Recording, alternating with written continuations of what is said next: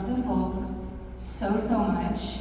I don't even know how many times I watched them back in the day, but I rewatched preparing for this, and it's interesting like how things hit you a little bit differently 30 years later.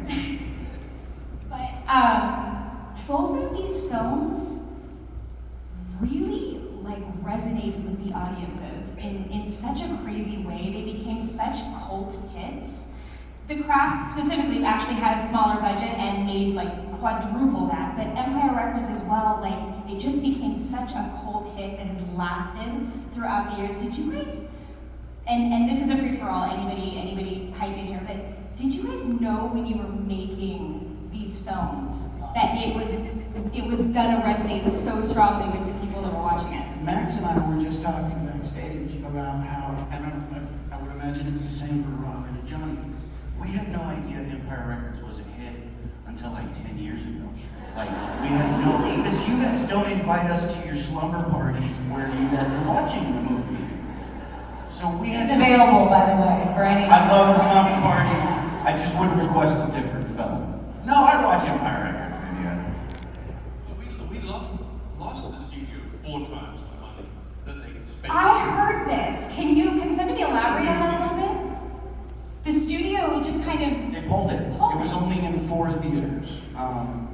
It was in 4 theaters, Chicago, Denver, Dallas. Robin and I did a little press tour the weekend it was released, and we went to the 4. Because nobody else would. I was like, there's a free hamburger, I'll go to Fort Lauderdale. But was there a specific reason why? Like when they believe in something so much that they're gonna make this film and then they change their mind, like was there something that happened, or they just were like, nah, we're gonna focus on something else? The studio executive had changed. Like the one that was running the studio while we were making the film left, and the incoming exec shelved it. I also think it has something to do with the movie. I mean, I think studios feel a lot better about promoting a movie where they can compare it to another movie recently that's made a lot of money. And it's the entire reason why people actually liked it, and you guys are here, because there wasn't anything else like it, but I don't think they knew how to promote it. There were no stars in it, and everybody was young, but yeah, they were wrong, because look at us here. What about Right? Like, we did that, and then Clues came out, and that did well, and then it was like, oh, fuck, we got. What about The Craft? How did The Craft do in theaters? The Craft actually did really well. It did really well. I believe the budget was 15 million, and I think the estimated gross on it was 55 million. That's so great. that's Back in the pretty day when good movie for- tickets were especially for the like 90s. $6, that's great. Yeah, I mean, I think it wasn't considered a success at the time, but eventually, because like you guys keep this stuff alive, right? You guys keep watching it, you wear this. By the way, both of these movies are available to stream, so if you haven't, I'm assuming you guys are all here for a reason, so you probably have seen them, and if you have not, you can stream them. But actually, we could buy them. Because we don't get any money from Oh, I'm not saying that they're for free, but you can Even watch if you rent them, like we're not asking you to buy it, but even if you rent them, we get a little check. I think you might have to, but it's okay, it's worth your $5. You stream it, Ted Sorrentos gets a yacht. And if you buy a Rex Manning t-shirt, buy it from Max's website. Yeah. It's a good idea, I like the sound of this. Robin and Rachel, I wanted to ask you Wait a specifically. minute, My wife made a Rex Manning t-shirt, but she got away with it. We skirted copyright laws by calling it T-Rex Manning, and then it's a picture of Max with little short T-Rex arms. Wait, and this is something that you have available for purchase? Yeah, it's on our Etsy store. You guys, I mean, I wanted to ask the two of you specifically, the depiction of witchcraft in The Craft honestly is so authentic, especially for its time. Did you guys have, did they bring in any experts? Was there anyone there on set to kind of help you? Yeah, how dark? Like really get into it in a real, truly authentic way, because it really was. I mean, I believed it. Everybody turned to me. Yeah, we had a witch consultant called Pat Devin, who was a real Wiccan priestess In fact, Farouz and I dragged our butts into the deepest part of the valley to go to a Beltane festival. What festival? A Beltane festival, which is actually it's May Day, but they tied someone to a pole, and apparently I didn't know this is very sexual. So that was like the research we did for the film, but I do think having Pat on set was super helpful for the incantations and all that spells. Like, it really does go by the tenets of it. And I think that's actually a good thing, because lastly, Farouz and I joke, we're like, oh my God, we totally help bring witchcraft into pop culture. But it's weird because I thought Pat was gonna look like Stevie Nicks, but she kind of looked like a gym teacher. Like, she didn't look the role. She didn't look the role. That's amazing. But Rachel, you also, I know that you've written a book and you kind of still not live in this world, but tarot reading. What is the name of your book? Well, everybody, because I'm sure you can all buy it. I have a book out called True Heart Intuitive Tarot, and it's really not connected to the movie at all. Like, it's something I was into. I got my first tarot deck at like 8 years old. Okay, I was going to ask you that, if this was something that you were interested in before this film came out. No, I just, an adult, you know, put it, shaped me a deck when I was really young. And the thing is, I was taught to read when I was like 4, and the books that I loved in the library were Carl Jung's Man and His Symbols and Nietzsche's Beyond Good and Evil. I'm not saying I read those books, but I liked the covers and the pictures, right? So by the time I saw, I'm so tired, I'm so New York today.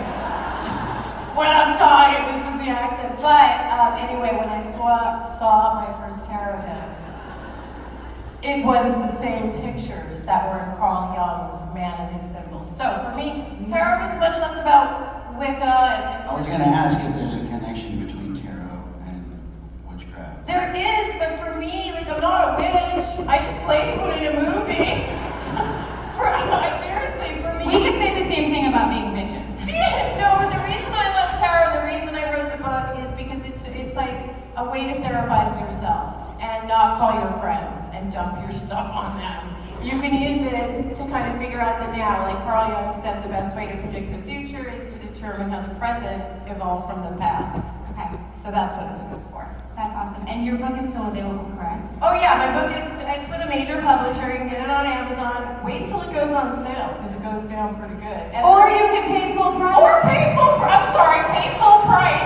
I would love it if you paid full price. And Come on, you guys. I'm working on my next book, which is for highly sensitive people and empaths, because that's been kind of aligned in today's world. We were talking about this in the car ride over. Empathy is considered a sin now in some evangelical circles. So my next book is focused on the power of being super sensitive. Well, I do kind of feel like possibly in the current climate, If being sensitive. empathy is not seems going to be not a positive trait, which baffles me. Well, the thing is, and sorry for the soapbox, but with the empathy being a sin, that version of Christianity, right, is the evangelical one, and Christianity is beautiful.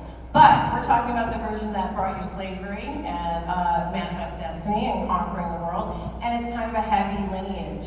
So my thing is, let's lighten it up, you know? Yeah, I love that. Maxwell.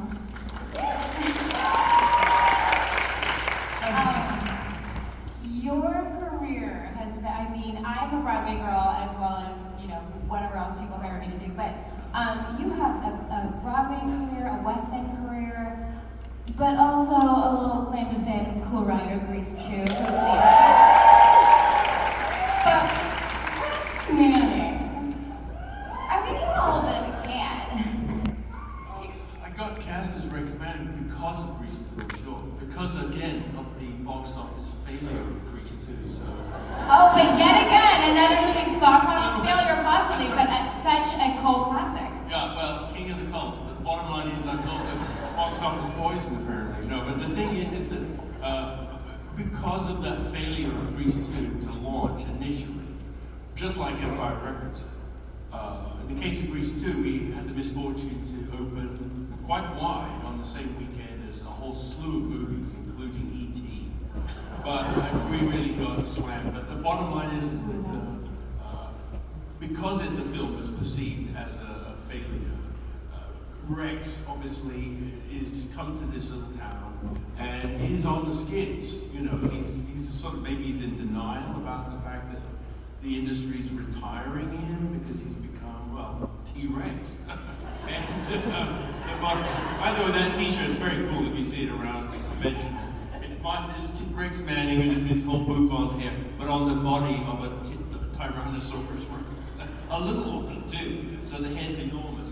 But so it wasn't very hard to play that sense of, there's a sort of actually quite a bit of pathos about Rex for all of his pomp and his you know, his ego, his sense of himself. There's a great well of insecurity there too, obviously. Sure. And there's a scene that got cut from the movie that you can find online that I did with Coyote Shivers, who plays Burko, who's a musician himself, both on screen and off.